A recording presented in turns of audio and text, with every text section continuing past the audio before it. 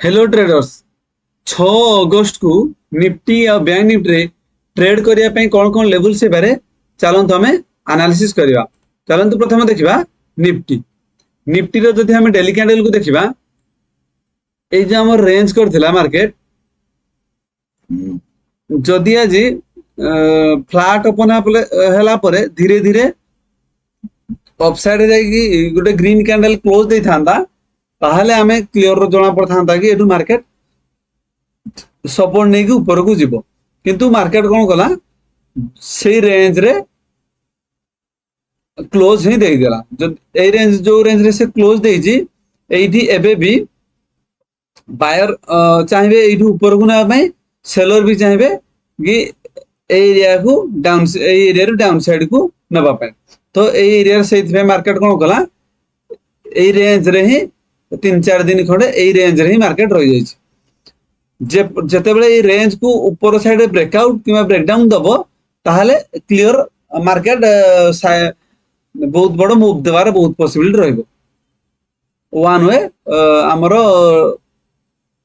Market जीवो जोटा कि गोटे डायरेक्शन रहइबो।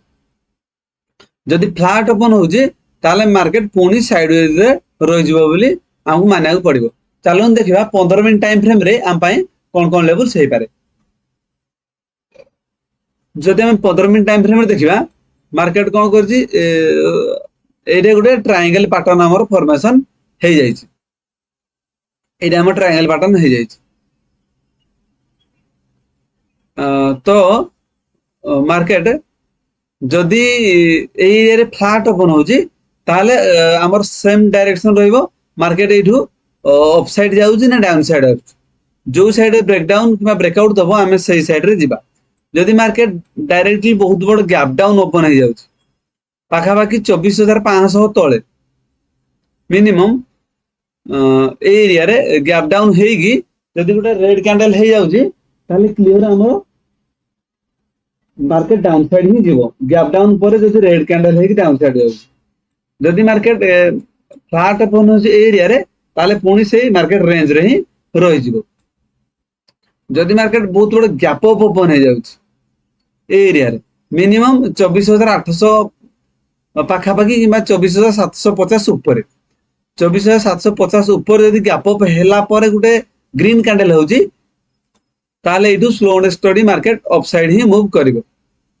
मिनिमम गैप अप होवा दरकार 24,750 ऊपर नले गैप डाउन जदि सेडा वन वे अपसाइड जीवो किबा डाउन साइड रे जदि गैप डाउन होबो मिनिमम 24,550 तळे गैप डाउन होगी रेड कैंडल हवा दरकार।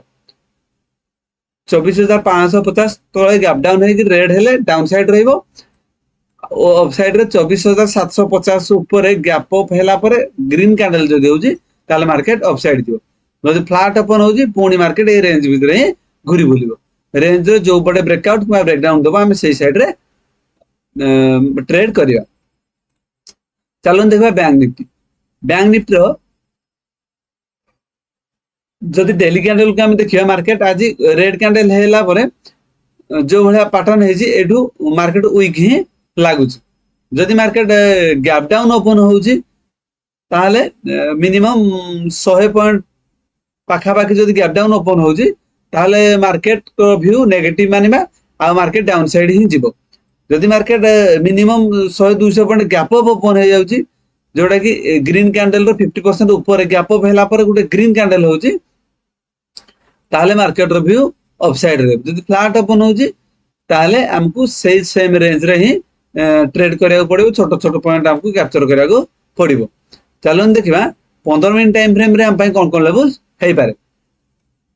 15 मिनट टाइम फ्रेम रे जो देखिबा मार्केट ऊपर गोटे ट्रेंड लाइन एमते हमर आसी जो हमर ट्रेंड लाइन आसी जदि मार्केट गैप अप ओपन हो एरिया रे मिनिमम 55,550 ऊपर 55,550 ऊपर गैप अप हेला पर जदि गोटे ग्रीन कैंडल होची एरिया रे ताले मार्केट रो व्यू हमर अपसाइड रहइबो।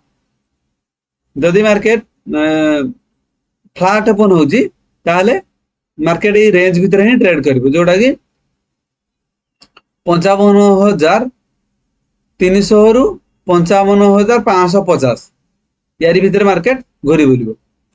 जदि मार्केट बहुत बड़ गैप डाउन ओपन हो जाउची मिनिमम 100 रु 150 पॉइंट भले जदी गैप डाउन ए जो स्विंग करछि से तळे डायरेक्ट गैप डाउन ओपन होछि गैप डाउन ओपन हेगी रेड कैंडल होछि ताला हमर व्यू नेगेटिव रहबो हमें डाउन साइड ट्रेड करियो एही बोली निफ्टी आ बैंक निफ्टी ट्रेडिंग लेवल्स पाए वीडियो को लाइक एवं चैनल को सब्सक्राइब करंतु थैंक यू।